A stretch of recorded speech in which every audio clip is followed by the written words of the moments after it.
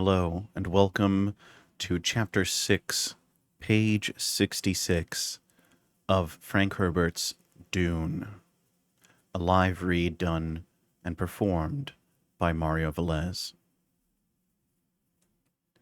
How do we approach the study of Muad'Dib's father, a man of surpassing warmth and surprising coldness? Was the Duke Leto Atreides? Yet many facts opened the way to this duke: his abiding love for his Bene Gesserit lady, the dreams he held for his son, the devotion with which men served him.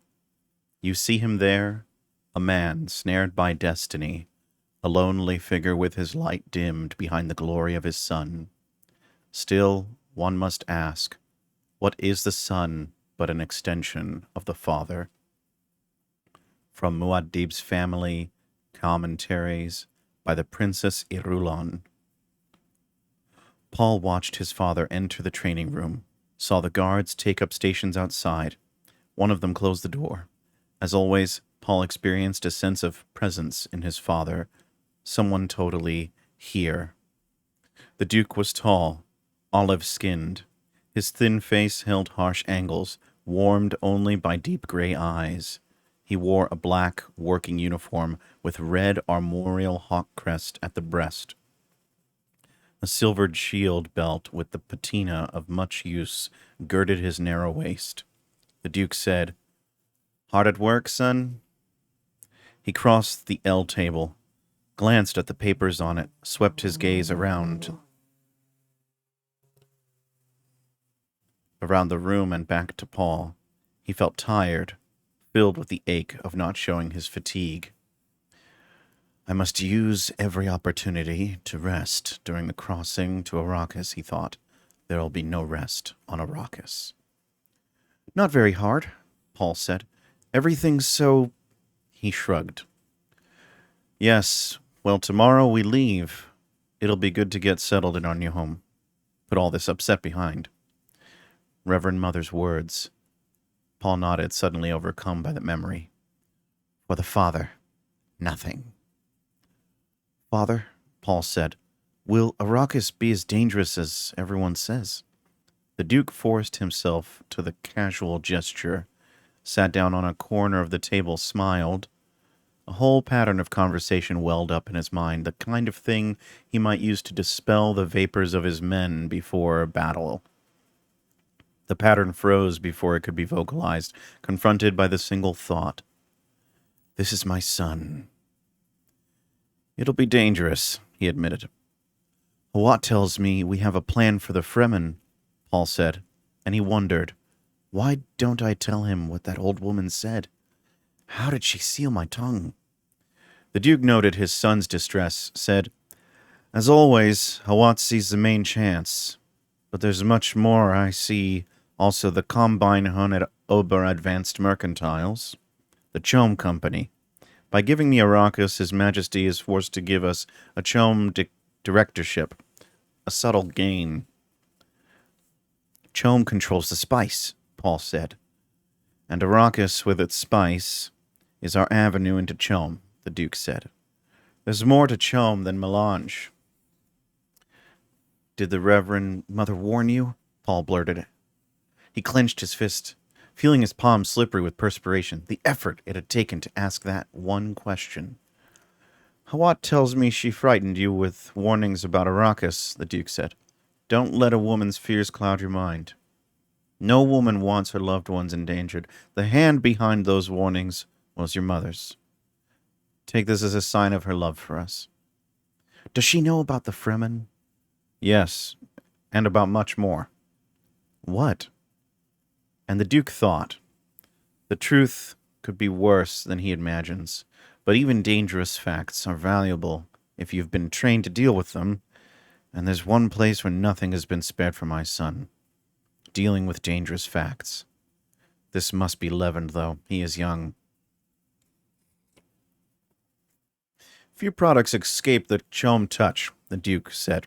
Logs, donkeys, horses, cows, lumber, dung, sharks, whale fur, the most prosaic and the most exotic. Even our poor Pundi rice from Caladan.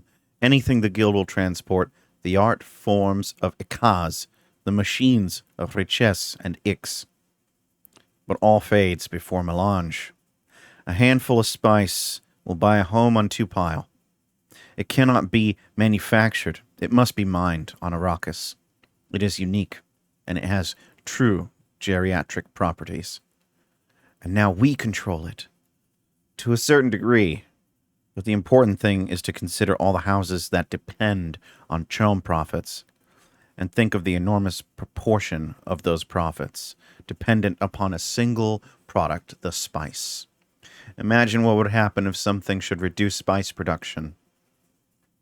Whoever had a stockpiled melange could make a killing, Paul said. Others would be out in the cold. The Duke permitted himself a moment of grim satisfaction, looking at his son and thinking how penetrating, how truly educated that observation had been. He nodded. The Harkonens have been stockpiling for more than 20 years. They mean spice production to fail, and you to be blamed. They wish the Atreides name to become unpopular, the Duke said. Think of the Lancelot houses that look to me for a certain amount of leadership. Their unofficial spokesman. Think how they'd react if I were responsible for a serious reduction in their income. After all, one's own profits come first. The great convention be damned. You can't let someone pauperize you. A harsh smile twisted in the Duke's mouth. They'd look the other way no matter what was done to me. Even if we were attacked with atomics? Nothing that flagrant. No open defiance of the convention, but almost anything else short of that. Perhaps even dusting a bit of soil poisoning. Then why are we walking into this? Paul, the Duke frowned at his son. Knowing where the trap is. That's the first step in evading it. This is like single combat, son, only on a larger scale. A feint within a feint within a feint. Seemingly without end. The task is to unravel it. Knowing that the Harkonnen stockpile melange, we ask another question. Who else is stockpiling? That's the list of our enemies. Who? Certain houses we knew were unfriendly, and some we'd thought friendly. We need to consider them for the moment because there is one other much more important. Our beloved Padishah Emperor. Paul tried to swallow, and his throat suddenly dry. Couldn't you convene the Lancelot? Expose, make our enemy aware we know which hand holds the knife? Ah, now, Paul, we see the knife now. Who knows where it might be shifted next? If we put this before the Lancelot, it'd only create a great cloud of confusion. The Emperor would deny it. Who could gainsay him? All we'd gain is a little time while risking chaos, and where would the next attack come from? All the houses might start stockpiling spice. Our enemies have a head start. Too much of a lead to overcome. The Emperor, Paul said. That means the Sardaukar. Disguised in Harkonnen livery, no doubt, the Duke said. But the soldier fanatics nonetheless. How can Fremen help us against Sardaukar? Did Hawat talk to you about Seleucia Secundus? The Emperor's prison planet. No? What if it were more than a prison planet, Paul? There's a question you never hear asked about the Imperial core of Sardaukar. Where do they come from? From the prison planet? They come from somewhere. But the supporting levies the Emperor demands from... That's what we're led to believe. They're just the Emperor's levies, trained young and superbly, son. You hear an occasional muttering about the Emperor's training cadres, but the balance in our civilization remains the same. The military forces of the Lancelot great houses on one side, the Sardaukar, and their supporting levies on the other. And their supporting levies, Paul. The Sardaukar remain the Sardaukar. But every report on Seleucia Secundus says SS is a hell world. Undoubtedly. But if you were going to raise tough, strong, ferocious men, what environmental conditions would you impose on them? How could you win the loyalty of such men? There are proven ways. Play on the certain knowledge of their superiority, the mystique of secret covenant, the spirit of shared suffering, It can be done. It has been done on many worlds in many times. Paul nodded, holding his attention on his father's face. He felt something, some kind of revelation impending. Consider Arrakis, the Duke said. When you get outside the towns and garrison village, it's every bit as terrible a place as Salusa Secundus. Paul's eyes went wide. The Fremen! We have there the potential of a core as strong and deadly as the Sardaukar. It'll require patience to exploit them secretly and wealth to equip them properly, but the Fremen are there, and the spice wealth is there. You see now why we walk into Arrakis, knowing the trap is there. Don't the Harkonens know about the Fremen? The Harkonens sneered at the Fremen, hunted them for sport, never even bothered trying to count them. We know the Harkonnen policy with planetary populations. Spend as little as possible to maintain them. The metallic threads in the hawk symbol above his father's breast glistened as the Duke shifted his position. You see? We're negotiating with the Fremen right now, Paul. Oh, sorry. We're negotiating with the Fremen right now, Paul said. I sent a mission headed by Duncan, Idaho, the Duke said. A proud and ruthless man, Duncan, but fond of the truth. I think the Fremen will admire him. If we're lucky, they may judge us by him. Duncan the Moral. Duncan the Moral, Paul said. And Gurney the Valorous. You name them well, the Duke said. And Paul thought, Gurney's one of those the Reverend Mother meant, a supporter of worlds. The valor of the brave. Gurney tells me you did well in weapons today, the Duke said. That isn't what he told me. The Duke laughed aloud. I figured Gurney to be sparse with his praise. He says you have a nicety of awareness, in his own words, of the difference between a blade's edge and its tip.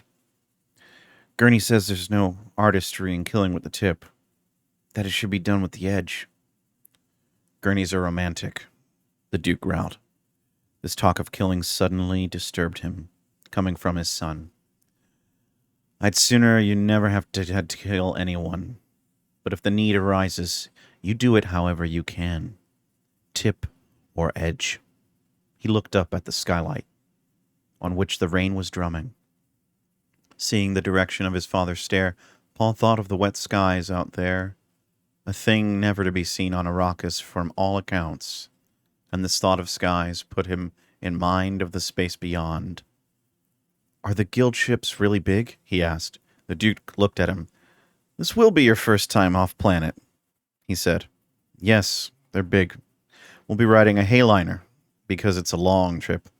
A Hayliner is truly big. Its hold will tuck all our frigates and transports into a little corner. We'll be just a small part of the ship's manifest. And we won't be able to leave our frigates. That's part of the price you pay for guild's security. There could be Harkonnen ships right alongside us, and we'd nothing to fear from them. The Harkonnens know better than to endanger their ship's privileges. I'm going to watch our screens and try to see a guildsman. You won't. Not even their agents ever see a guildsman. The guild's as jealous of its privacy as it is of its monopoly. Don't do anything to endanger our shipping privileges, Paul. Do you think they hide because they've mutated and don't look human anymore? Who knows? The Duke shrugged. It's a mystery we're not likely to solve. We've more immediate problems. Among them, you. Me?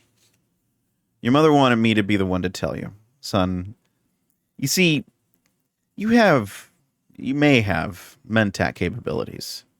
Paul stared at his father, unable to speak for a moment. Then, a mentat? Me? But I want to grease, son. It's true. But I thought mentat training had to start during infancy, and the subject couldn't be told because it might inhibit the early... He broke off. All his past curriculum, all his past circumstances coming into focus in one flashing computation. I see, he said. A day comes, the Duke said, when the potential mentat must learn what's being done. It may no longer be done to him. The mentat has to share in the choice of whether to continue or abandon the training. Some can continue. Some are incapable of it. Only the potential mentat can tell this for sure about himself. Paul rubbed his chin. All the special training from Hawat and his mother, the mnemonics, the focusing of awareness, the muscle control and sharpening of sensitivities, the study of languages and nuances of voices, all of it clicked into a new kind of understanding in his mind. "You'll be the Duke someday, son," his father said. "A Mentat Duke would be formidable indeed. Can you decide now, or do you need more time?"